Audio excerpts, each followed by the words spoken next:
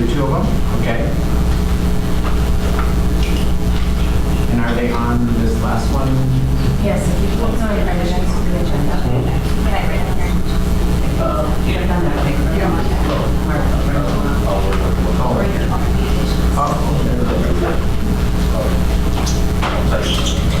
Okay. Additions to the following items, underneath the consent agenda, there's number 5, and then underneath business, we have anything for Canada, looks like.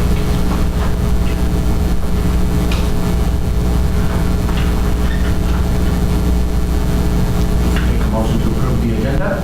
Make that motion. I had a motion from Rick. Second. Second from Randy. Any other further discussions? Just make sure that the motion recognizes with the 2 additions. Yep. So the motion is with the 2 additions. Is that correct? Yes. Okay. All in favor signify by aye. Aye. Opposed, same sign, and carried. Public comment. Is there anybody here for public comment? We do have one. You have one. Okay. Just, okay. 1 second. Okay.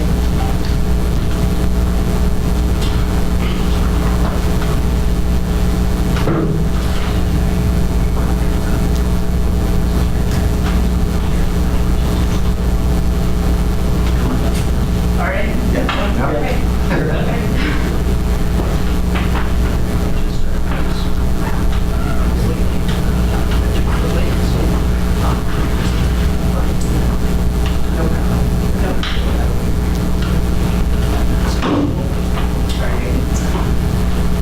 So we do have additions to the agenda, and go ahead.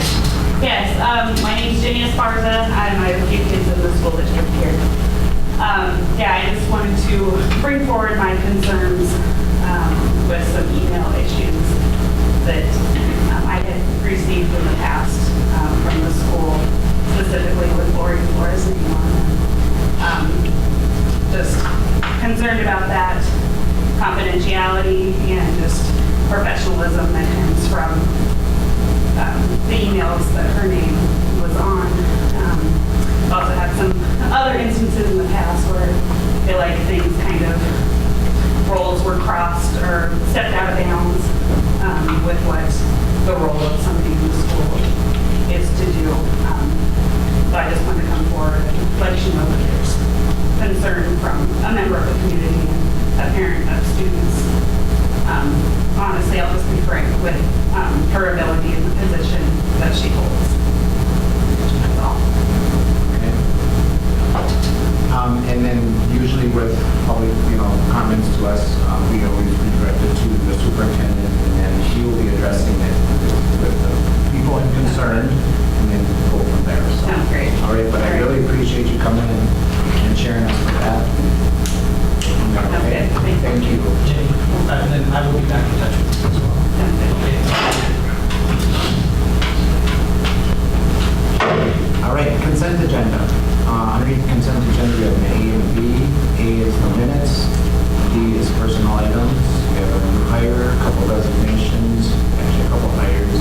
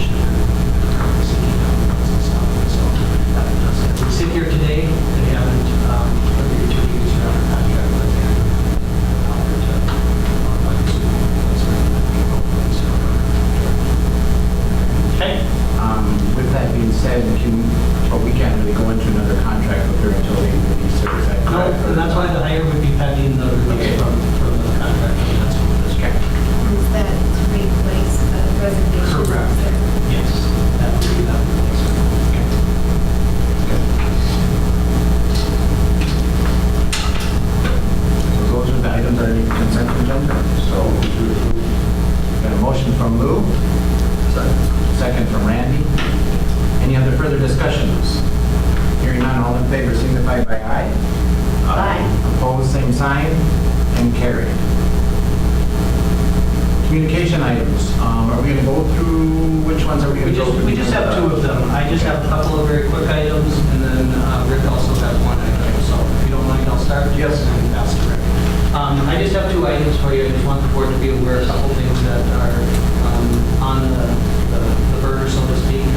One of the things we are exploring right now is being able to implement some form of a makerspace in each the middle school and the elementary school. There's a group of people that are actually going to go and visit Minnewaska area schools. They have a rather significant makerspace that has been up and running now for a school year, and so we're going to visit there. And then the other thing, to get some ideas, equipment and stuff, there's no formal plan right now as far as how exactly this would be funded and what the finance option would be to get the equipment. Once that all gets ironed out, it'll be back in front of you guys, and there'll be a decision on how to move as far as moving forward with that. So that's in the works. The other thing that is in the works is there's a group of us that are going down to Apple Valley High School on next Monday. We are going down to take a look at their fabrication lab that they have in their high school building. Again, no formal plan right now as far as exactly how we logistically fund it and move forward with it. But it's more kind of the investigation side of things and determining potentially what space we will need to look at equipment and the logistics behind it. I can assure you though, there will be a plan coming at some point in the near future where we're going to evaluate and look at and consider if that's something that works at this time frame or something that we plan for the future. So those are the two things that are coming up here in the immediate future, and we're moving forward on. Hopefully the makerspace or intention hopefully will be that that's going to be something that we can roll out this school year. We'll sooner versus later. The fab lab is something that will probably need some more extensive that we need to do now. That one is those are my two pieces. Question, just elaborate a little bit on the makerspace. What is that really going to do for us? So it's a makerspace is really just a space in the school building where kids can go and kind of have some free reign to do some exploration and some of those free engineering and those STEM skills is kind of what it is. A lot of schools right now in elementary buildings and in middle schools are setting up repurposing a portion of their media center, and a portion of the media center is being used as a makerspace. There are things that kids do with robots, there's coding, there's all sorts of real world problem solving activities that go on in those type of spaces. But what it would entail here would be repurposing a portion of our elementary media center and a portion of our middle school media center. Are the locations that we have a conversation about potentially this week. And again, it's really that pre-engineering, pre-STEM type of experience for kids as young as kindergarten all the way up through, I say middle school, but I would say even to 9th and 10th grade. It's a concept that they are interested in. Would these be staffed areas? Yes, they would be in existing staff areas, but the real magic in them is actually the staff development component that goes with the teaching staff to actually get them proficient to incorporate it across all the curricular areas. That's what really makes the makerspace. It can't just be this teacher is responsible for access to that. It's really how do we develop that so that math teachers are looking at how to incorporate this coding and that's so that they can cross-curricular.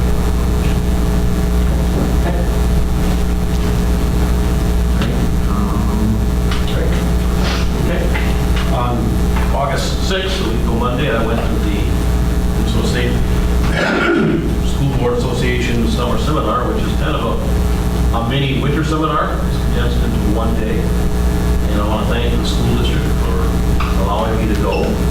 Highly recommend it for anyone who has a chance.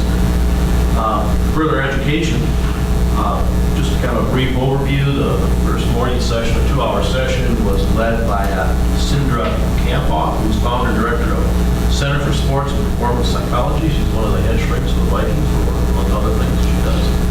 But she gave a very good presentation about what makes for effective leadership. And just one takeaway, for example, is she emphasized that individually, but I think it also applies to school board, you focus on what you can change and not what you can't change. For instance, we can't change the start of school unless we get the legislative change. So we work around that. We do what we can with what we're told, with all the mandates. We can, but that was just one thing she brought up among many other things, and I've got information on all of this if you want more afterwards. We had an insight into the last legislative session, and nothing really new about that. We haven't already heard. I think the big takeaway was we're going to have a new legislature next year, or at least there'll be changes. And we're in the process of electing them now, and we will be in November. And they really encouraged everyone to get out and talk to the candidates, especially for the state senate, state house of representatives, and ask them some serious questions about their stance. The big question they said to ask is, are you, so how did they put it exactly? Are you against more state mandates unless you're willing to fund it? Kind of thing. Just present that to them. But so it's kind of awakened me to the fact that I need to listen a little more carefully to what our candidates are saying and where they do stand on education. The afternoon we had, there were 5 tracks. We could go to 3 of them. I went to one on licensure, and I thought I have a superintendent that understands that, because I didn't understand really any of that. New licensures and all the new terminology that they have for that. I went to the case law update, which basically went over a number of court cases that affect school districts, and I've got a whole sheet with those here if anybody would like to. The one that interested me the most was personalized learning for all students from the East Carver County School District, who are in their ninth year of developing personalized learning for all students, and that's right up my alley. I just the whole theory behind that. For instance, I've got a picture here. You can look at this later, but it's just a picture of one of their classrooms. They said, look at this picture and what do you see? What are the differences that you see in personalized learning as opposed to maybe a more traditional classroom learning setting? I think there are some things we can incorporate. I think we are. The makerspace is one of them, but there's some things that we can incorporate. It's not something you jump into all at once, but it's giving every student an opportunity to learn as they are best able to learn. And some that can learn faster can go ahead faster. Well, anyway, so there's more on that. And then the last thing was Rick Kaufman, who is Executive Director of Community Relations and Emergency Management for the Bloomington Public Schools, gave a 1-hour presentation on safe environments. I've already shared with Lori some of the things that I came up with from that. He had a number of thoughts. Primarily, of course, as we all know, you can't be 100% secure unless you make your school into a prison, and no kids don't want to go to prison school. So you do everything you can to try and make your school as safe as possible. He did make the comment that in almost all school shootings, for example, the perpetrator has always been someone who knew the building, a student or a former student, somebody who knew when things were happening, when they weren't happening, which I hadn't really thought about before, but he has some practical advice and some of the things that I would be willing to share with the administrative team sometime if they'd like. And again, I've got more information on all that here. So I just, it was good. I see there's some more seminars coming up in September. I just noticed came across. It's always good to get as much education as we can as a school board. So I really appreciate the opportunity to go. And thank you. Old business, district goals. Matt? All right, so this is just a snapshot, this attachment, and this is also, I want to preface this with, I'm new as of July 1, so this is not a comprehensive summary. This is just a snapshot, but kind of a piece as to what I think we should be focusing our time on each month. Right now, the district has 8 goals, and they're broken down into 5 different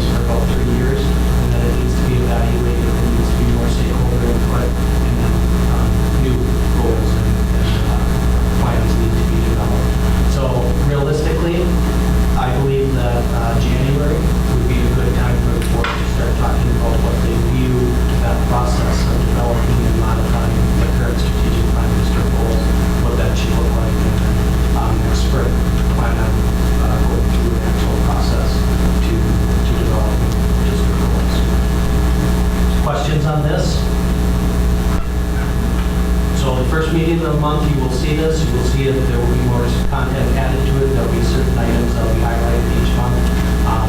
But then I'd also like to just kind of hold this district goal information until we get down to that work session that we schedule, because district goals will be a big part of that work session as well. Okay. Moving on to new business, secondary student handbook. Shall we come on down? Yes, Okay.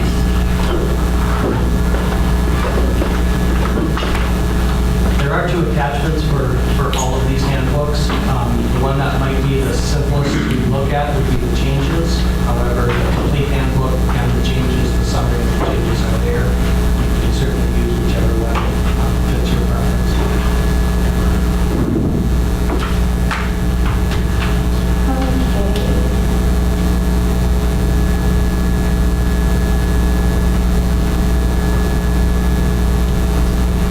So would you like me to just go through the changes? Just highlight the That sound changes, easier? yep. Yeah. Okay, one thing with the strategic plan, since that is our focus and what we want, I could put that on the very beginning to kind of start off our student handbook, which we haven't had there in the past. Then moving to page 5, since we did update our absence policy, we put that in there, and then also the procedures that go with that Max and I had worked on and presented earlier this summer, so that was put in there. Also, oh wait, we're doing student handbook. I guess I was on the back of the handbook. Student handbook. The reporting procedure for accidents, they didn't have, in the verbiage, it didn't say that the school nurse had to be notified. So I did just add, it jumped to the teacher and then the principal. So I added the school nurse, so that they are aware if an accident does happen. Then again, the tardy procedure matches our new attendance policy, goes with that. Page 9, adjust the amounts of time, and this is part of that procedure piece, that when the student is late for class, it was 10 minutes, and we just adjusted it to 15, because that's what we had in our procedure. Page 29 and 30, Max and I actually worked together this year and made sure that the language from one handbook to the other matched. So instead of having different language in the student handbook and the athletic parent handbook, we just made it the same. It was the same topic.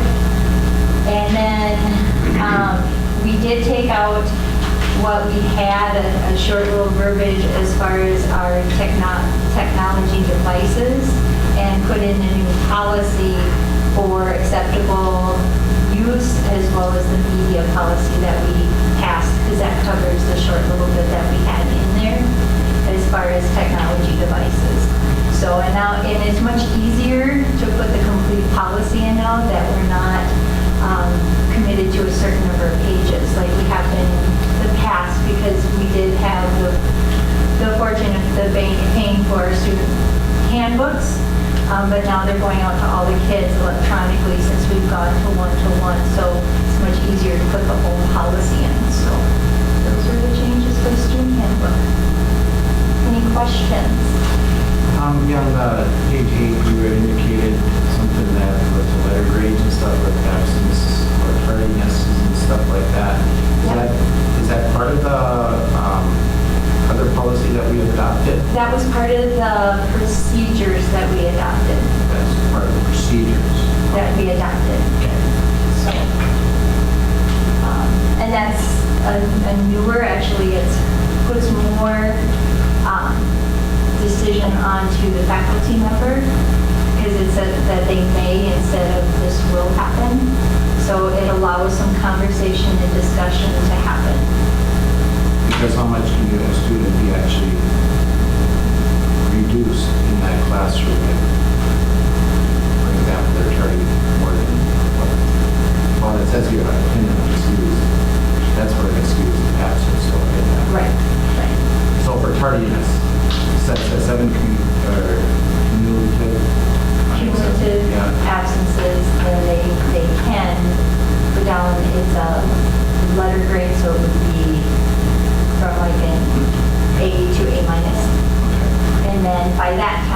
we would also be meeting with parents and having Before parents come that, in. whatever. Yes, yes, for sure. So, Any other questions on student handbook?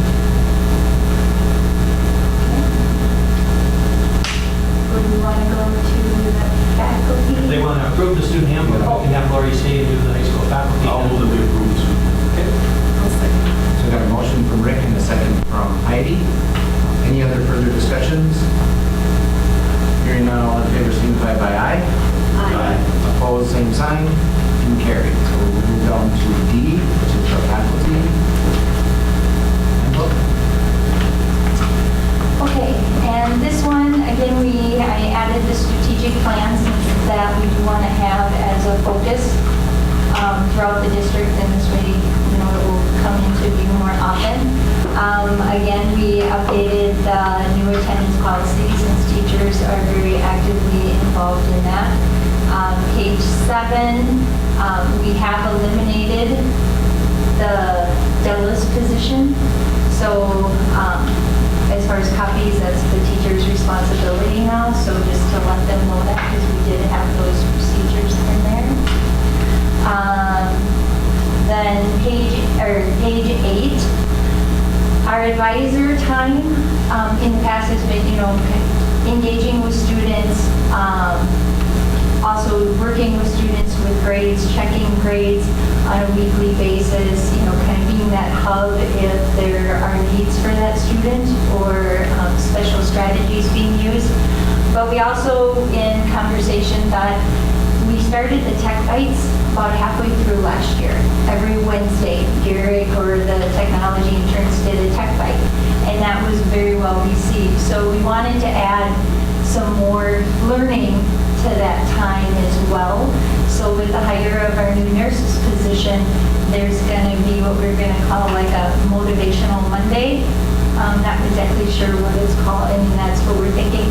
And do like mental health tips or motivational tips and do some different things that she would prepare for that and kind of slowly look. My goal would be to have something that's 3 or 4 minutes every day for that time slot as well, to be an opportunity to get some of those other messages out to kids. So that's what that is. That's still something that's evolving this year with staff. And then page 9, again, it goes with the new policy and procedures. Page 29 and page, let's see, too far. Then page 16 is our PO process in accordance with Matt wanting budgets all accessible to all teachers.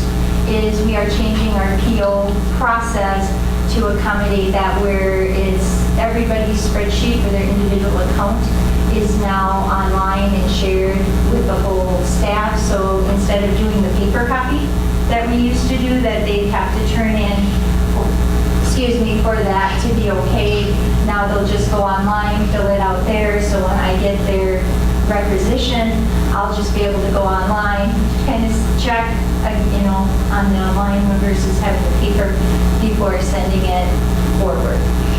Okay. So just a little difference in that procedure. Any questions on the faculty handbook? And then in here, that's curriculum availability on, The curriculum cycle? No, they're, every classroom, like most teachers have, their syllabus and stuff like that. Yeah. Is that something in here that is being addressed, or grade posting and Yeah, and I assignments and stuff like believe that? that's right at the very beginning Was it? in the first page. Let me Okay. open it up and I can find it for you or show it to you afterwards, but it is up there that every week that they have to be updating Okay. grades. And by September 30th, I believe, is they have to have their syllabus up on their online site. And the first week of school, it has to be given to the kids. But I believe that's in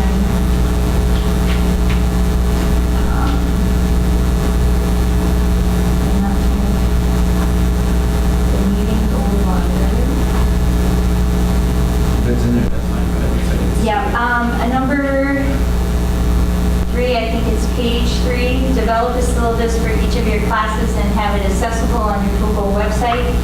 later than September 9th. All students should be given a syllabus during the first week of class. Remember, all classes are required to take a pre and post test. That's number 3 Okay. there. Oh, it's on page 4 for us. Or page 4, okay. Okay, got it. And then there's the number 8 is what you're talking, the Yep. J and C grading. Okay, good. So that's kind of those specific highlights. Any others?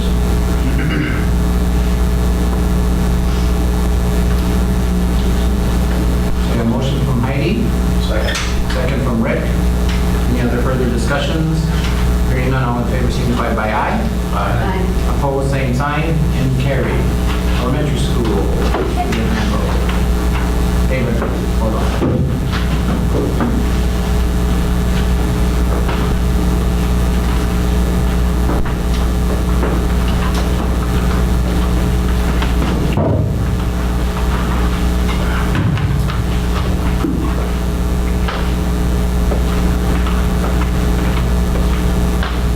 Hello.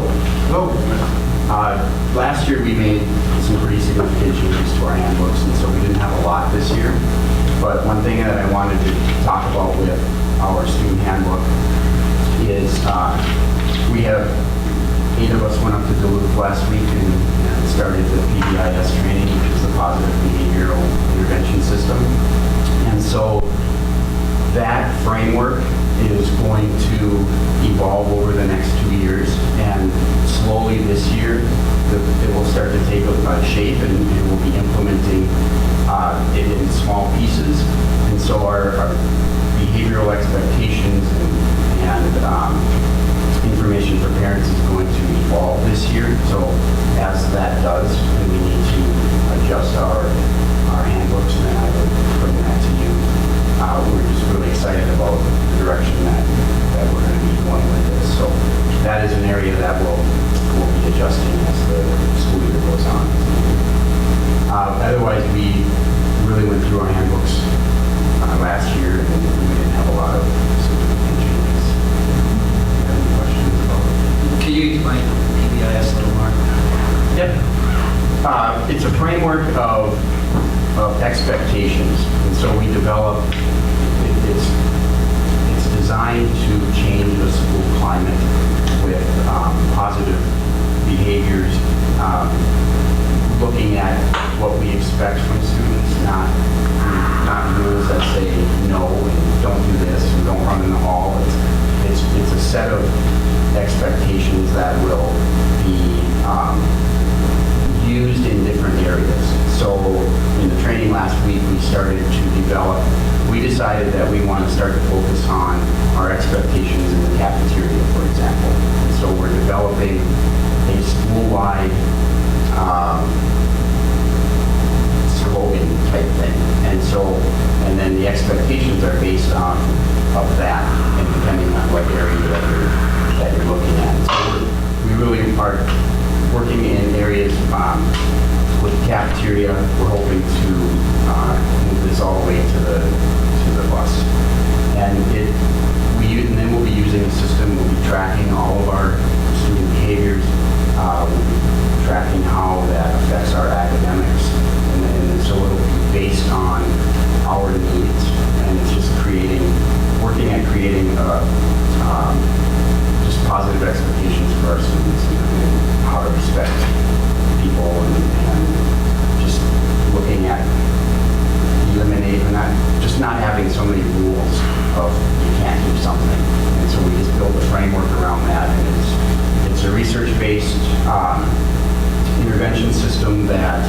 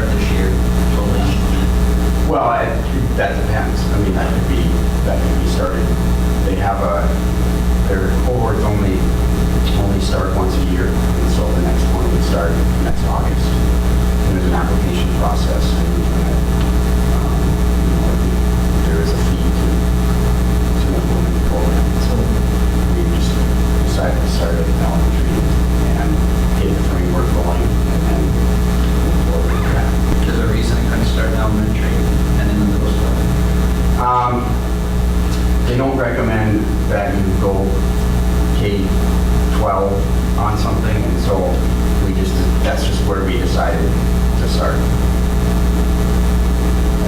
I think the question is, when is this coming to this building? Is that ultimately what the question is? Yeah, because this building seems to be the building Yep. for these issues. And the answer is it's coming. You know, Mr. Earl is correct. They have a cohort each August and stuff. I would fully anticipate that this building will be part of, there'll be a team that will be ready to go and accept the next cohort. The expectation that we would just simply add a grade building each year, to me, that is a little too tight. We need to move quicker than that. We need to be more responsive than that. And so, yes, it's coming. It's not happening. This is the first group that's going to implement it here. There will be group 2 that will be part of this building. Matt, can I add to that also? Through our staff development within this building, one of our PLC focuses are going to be on studying RTI and PBIS as a building, so as a whole we can get a working knowledge of it, so then when we do look forward to going to a program next year. So that was what our staff development TLT groups talked about this summer. I think it's good to start a little smaller and figure out what works in the process to do it, and then expand versus starting all at once and then trying to do it on a bigger level. There were 11 school districts at this training, and most of them had at least one school that had started PBIS, and so they're moving on to the next school. Albany, for example, Albany Elementary was there the previous year. Avon Elementary had started the implementation process, so it's building a foundation.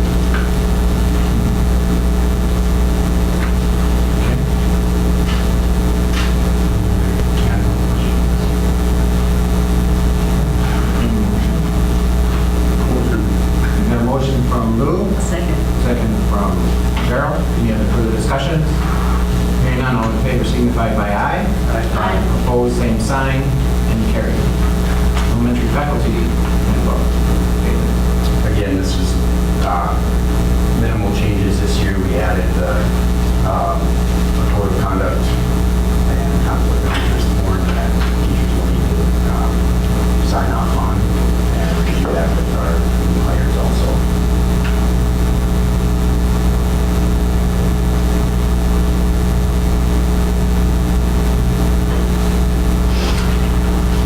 Questions on that?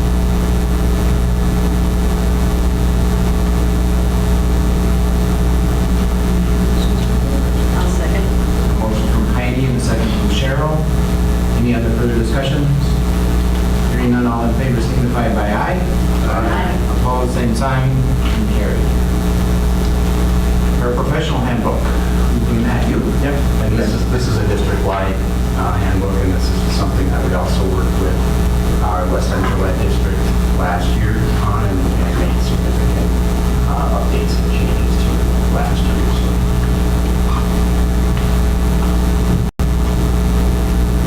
Motion to accept. Second. Got a motion from Lou and a second from Rick. Any other further discussions? Hearing none, all in favor signify by aye. Aye. Opposed, same sign, and carried. Thanks, David. Moving on to F, secondary sixth class requisition.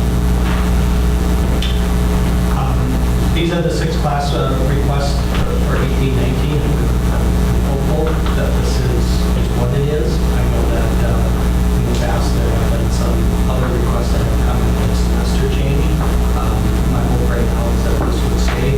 So Mrs. Anderson would have 1 semester overload. The rest of the individuals would have 2 semesters. Mr. Carlson, Mr. Spanier, Mr. Engerman, Ms. Noel, and Mr. Loki, Ms. Rasmussen. This is in alignment with the proposed budget that was approved. So this was in the budget? It's part of the budget? Part of the budget. Okay, all right. And sometimes with, there's an add-on like this, it'd be nice to know what the increase was, but if it's part of it, then Part of those included. okay. Got a motion from Heidi, Second. second from Cheryl. Any Any other further discussions? Hearing none, all in favor signify by aye. Aye. Opposed, same sign. And carried. G, tuition agreement. It's agreement with PSDO. Tuition agreement is with Bridgewater College. What we would prefer Bridgewater do is bill us at a rate of $220 per semester credit. The other option, if we don't do the tuition agreement, is they submit the credits that kids have been enrolled to MDE. And then MDE uses a calculation to determine what proportion of the state aid should just go to Bridgewater College versus coming to us. Depending on your circumstances, there's either way can work. The one that works out best financially for Paynesville is to just simply have Bridgewater bill us at the $220 per credit. That means we keep the foundation aid that the state sends us for those kids, and then we are responsible for paying the invoice that Bridgewater sends at the end of the first semester and the end of the second semester. We do that. That's how we always have. Yeah, this is, my understanding looking back, this is the process that Paynesville has always used. Nothing different than in the past. I would move to approve that. Got a motion from Cheryl. Second. Second from Rick. Any other further discussions? Hearing none, all in favor signify by aye. Aye. Opposed, same sign. And carried.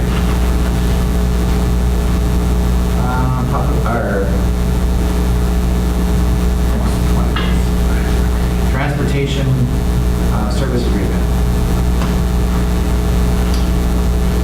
Do you want to go ahead? I can give a brief summary, and then you guys can correct me when I screw up, okay? So this is done differently than in the past. What we are basically doing here is we are basing the dollar amount that the school district paid for transportation last year, and that is just base transportation. And what that would include are the 12 bus routes that have always been part of that AM and PM. There's 2 special ed bus routes that have always been part of what the Paynesville transfer's been doing. The first 24,000 in extra trip miles would be included in the first 18,500 open enrollment miles.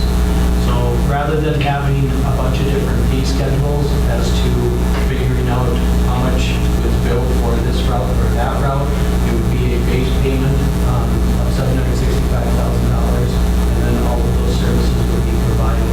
The only time the district would see an invoice is if during the school year we have to add a route for some reason. That would be a situation where we would have to sit down and figure out what is reasonable and fair to be invoiced for that additional route. If we go over 24,000 trip miles, so I'm talking about any athletic trips, field trips, you name it, 24,000 is very close to where we have been on a 3-year average. So I think it should be right there. I don't anticipate seeing a lot of invoices for that. Or if we go over 18,500 open enrollment miles, I do anticipate that we probably will do roughly about 20,000 open enrollment miles. So I would anticipate a invoice for about 1,500 open enrollment miles. And obviously that can move a little bit depending on enrollment and stuff.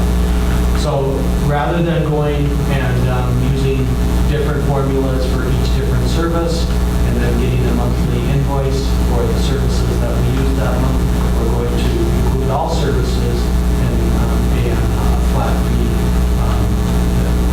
program. The rates in here are good for the first 2 years. After the 1920 school year, the bus company and the school district would have to sit down and mutually agree on the terms for the second 2 years of the agreement. So in total, it is a 4-year agreement. The first 2 years, the financial terms are there, which help us for budgeting, help the bus company for budgeting, but then we also have the ability after those first 2 years to go and finish up negotiating the last 2 years. Questions on the bus contract? The only thing I'll add is that, this is a whole different contract than we have had in the past, so it was actually really nice to go through that process with the vendor and with Matt, so he kind of understands what we're all doing and stuff like that. So I guess hats off to both of those parties because it was, like I said, just a different way of looking at things, and it's